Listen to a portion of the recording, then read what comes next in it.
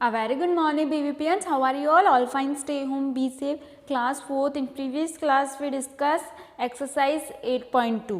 Exercise 8.2 देखा था हमने मैथ्स का. Clear class 4th. I hope all of you complete your works in your notebook. सबने अपनी नोटबुक से अपना वर्क कंप्लीट कर लिया है. Clear class 4th. Now class 4 today we start our next topic. Take out page number 80 from your book. अपने book में से पेज नंबर 80 निकालेंगे. हमारा चैप्टर चल रहा था फ्रैक्शंस. हमने फ्रैक्शंस कर लिए थे. हमने हाउ कैन वी फ्रैक्शन को कैसे इक्विवेलेंट फ्रैक्शंस बनाया था. हमने ये सब एक्सरसाइज 8.2 में देख लिया था. अब हम फ्रैक्शन का सिंपलेस्ट फॉर्म कैसे करते हैं. हमारा नेक्स्ट टॉपिक है fraction in the simplest form. Fraction को हम सिंपलेस्ट फॉर्म कैसे बनाएंगे. और जब हम फ्रैक्शन को सिंपलेस्ट फॉर्म बनाते हैं तो उसके प्रोसीजर्स क्या होते हैं. कई बार आपने देखा होगा फ्रैक्शंस के नंबर बहुत लंबे होते हैं. जैसे 4/6 तो छोटा फ्रैक्शन हो गया. कई बार 80/100 या 46/86. तो ये लंबे लंबे जो फ्रैक्शंस होते हैं जिनकी डिजिट बड़ी होती है उनको सिंपलेस्ट मतलब सबसे शॉर्ट फॉर्म बनाने का तरीका क्या होता है और कैसे सिंपलेस्ट फॉर्म बनाते हैं. सिंपलेस्ट फॉर्म वो होती है क्लास 4 जब हम सिंपलेस्ट फॉर्म करते हैं कोई भी फ्रैक्शन का तो उसका जो डिनोमिनेटर और न्यूमरेटर होता है उसको सिर्फ हम 1 से ही मल्टीप्लाई और डिवाइड कर सकते हैं. उसके अलावा नहीं कर सकते. अब देखो इधर a fraction is said to be in its simplest form if its numerator and denominator cannot be divided by any common number other than 1. simplest form वो तब कहलाएगा आपका वो फ्रैक्शन जो सिर्फ 1 से डिवाइड होगा. न्यूमरेटर और डिनोमिनेटर जो न्यूमरेटर और डिनोमिनेटर है उसका सिर्फ 1 से ही डिवाइड होगा तभी वो जाके सिंपलेस्ट फॉर्म कहलाएगा. अदर कोई भी नंबर से अगर आप उसको डिवाइड करोगे तो वो सिंपलेस्ट फॉर्म नहीं कहलाएगा.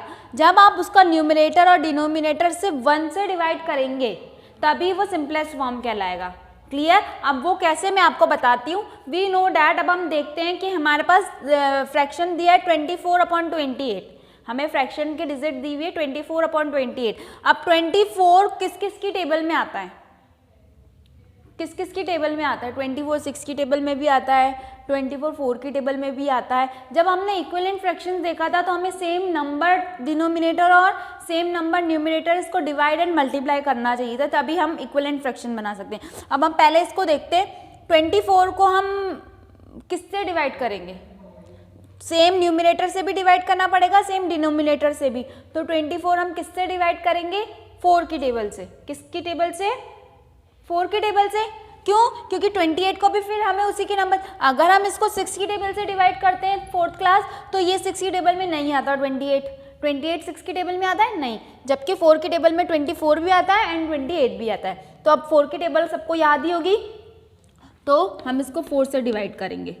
इसको भी न्यूमरेटर वाले को भी एंड डिनोमिनेटर वाले को भी. अभी मैं आपको बताती हूँ कि ये जो फ्रैक्शन है ये सिंपलेस्ट नहीं है. हमें इसका सिंपलेस्ट बनाना है. सिंपलेस्ट बनने के बाद जो उसका नंबर होगा न्यूमरेटर और डिनोमिनेटर 1 से डिवाइड करने के बाद ही उसको हम सिंपलेस्ट फॉर्म कह सकते हैं. अगर वो 1 से डिवाइड हो रहा है तो वही हमारा फ्रैक्शन सिंपलेस्ट फॉर्म होगा. अब देखो ये तो 4 से डिवाइड हो रहा है ना.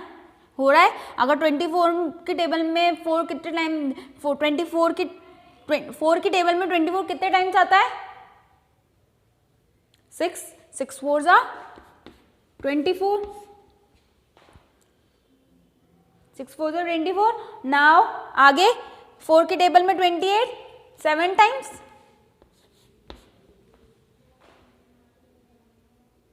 ठीक है. ये हो गया. अब देखो अब हम इस डिजिट को कह सकते हैं कि हमारी सिंपलेस्ट फॉर्म की डिजिट है. कैसे. क्योंकि ये सिर्फ 1 से ही डिवाइड होगी. इसको अगर 1 से डिवाइड करेंगे तो सेम नंबर आएगा. इसको 1 से डिवाइड करेंगे तो सेम नंबर आएगा. ना हम इसको 6 से डिवाइड करेंगे ना हम इसको 6 से क्योंकि ये भी 6 से नहीं आएगा. तो ये हमारी सिंपलेस्ट फॉर्म होगी. समझ में आया आपको 4th class. Clear. Clear to you all. ना अब हम इसका एक एग्जाम्पल देखते हैं. आप ये बोल रहे होंगे कि ये डिजिट सिंपलेस्ट नहीं है. आपकी बुक में भी एक एग्जाम्पल दिया हुआ है. डिजिट दिया हुआ है आपको 16/20. एग्जाम्पल दिया है कि इसको सिंपलेस्ट बनाना है. सेम हियर 16 4 की टेबल में भी आता है. सॉरी हाँ और 24 की टेबल में भी आता है. तो डिवाइड करेंगे हम इसको 4 से. 4 4 जा 16 4 5 जा 20. तो ये जो 4/5 है 4th क्लास ये सिंपलेस्ट डिजिट है. सिंपलेस्ट फॉर्म है फ्रैक्शन का। क्यों? क्योंकि ये सिर्फ 1 से ही डिवाइड हो सकता है, जो कि आपका ये फॉर्मूला, ये जो डेफिनेशन है वो कहती है। ठीक है, अब हम इसका एग्जाम्पल देखते हैं 4th class. See here and listen this video carefully. आपको वीडियो अच्छे से सुनना है। ठीक है, अब हम 1-2 एग्जाम्पल्स देखते हैं, और आपकी बुक में भी बहुत सारे एग्जाम्पल्स दिए हैं, पेज नंबर 81 पे, आपको वो भी देखना है। ठीक है, देन आफ्टर डैट फिर हम हमारी एक्सरसाइज स्टार्ट करेंगे। अब हम एक एग्जाम्पल देखते हैं। See here example number 1, reduce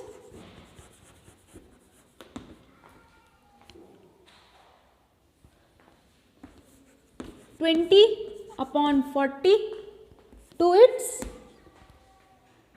to the simplest form।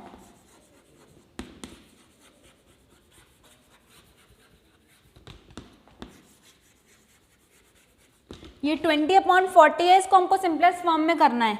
अब हम कैसे करेंगे? हमें ऐसी डिजिट बनानी है, ऐसा आंसर लाना है जो 1 से डिवाइड हो ओनली, न्यूमिनेटर भी और डिनोमिनेटर भी।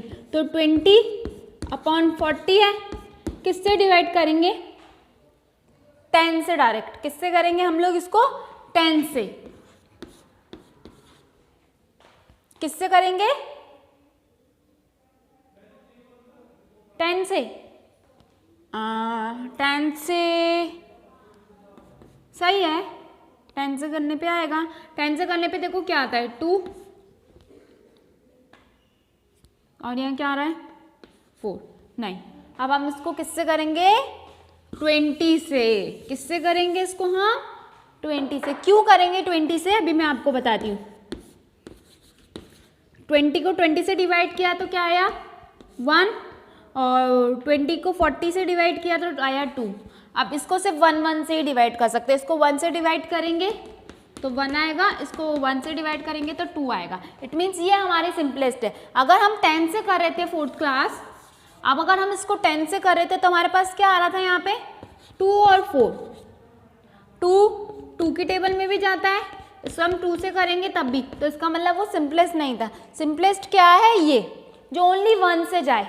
ठीक है, क्लियर हो गया आपको? इसीलिए मैंने आपको पहले इसको 10 से करके दिखाया था कि आपको अंडरस्टैंड हो। Clear 4th class? Now see our next example. एक एग्जाम्पल मैं और बताती हूँ आपको।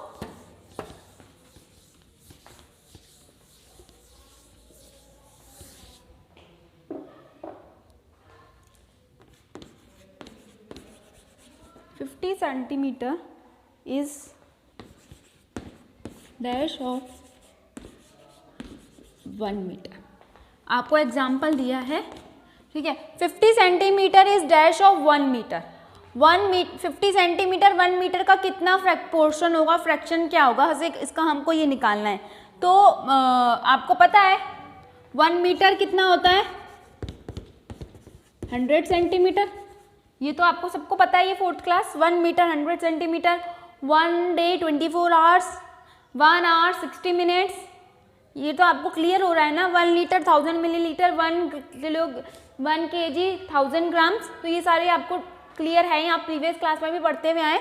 नाउ हमको क्या बोल रहा है? 50 सेंटीमीटर का हमको निकालना है। ठीक है, अगर हम इस 50 को डायरेक्ट 1 से डिवाइड करते या 1 को 50 से करते, नहीं कर सकते थे, क्योंकि यहाँ सेंटीमीटर्स का चेंज हो रहा है। यहाँ सेंटीमीटर है, वहाँ मीटर है। ठीक है 4th क्लास, क्लियर हो रहा है आपको?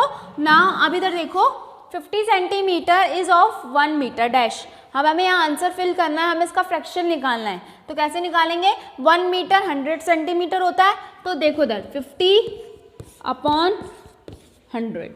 50/100। अब क्या करेंगे? हम इसका हाईएस्ट कॉमन फैक्टर देखेंगे। हाईएस्ट कॉमन फैक्टर मतलब जो सबसे हाईएस्ट हो, जो इससे भी जा रहा हो और इस टेबल से भी जा रहा हो, तो वो क्या होगा? हाईएस्ट कॉमन फैक्टर क्या होगा इसका? HCF क्या होगा? ऑफ 50 एंड 100 का 50 होगा। क्या होगा? 50 होगा। क्यों होगा 50? क्योंकि 50 100 की टेबल में भी आता है और 50 की टेबल में भी आता है। तो हम इसको किससे डिवाइड करेंगे? 50 से। किससे डिवाइड करेंगे? 50 से। ठीक है, 50 को 50 से डिवाइड करेंगे तो क्या आ जाएगा? 1, और 50 को 100 से डिवाइड करेंगे तो क्या आएगा? 2। ये हमारी सिंपलेस्ट हुई।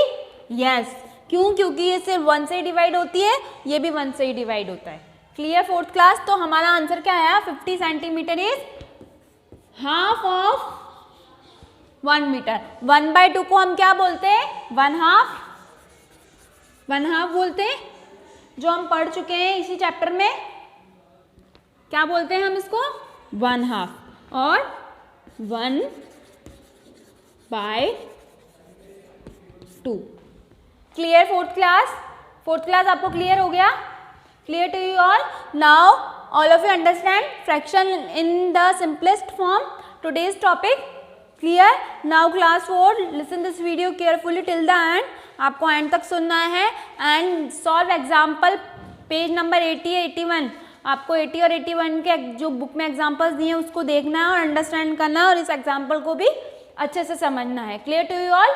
Clear? Now in next class we solve our exercise 8.2. Clear? Because starting our exercise 8.3 हम start करने से पहले आपको ये अच्छे से समझना है, उसी के बाद हम अपनी exercise 8.3 को carry on करेंगे। Clear class 4? In next class we meet with next exercise. Till then, bye students, stay home, be safe, complete your works in your notebook 4th class.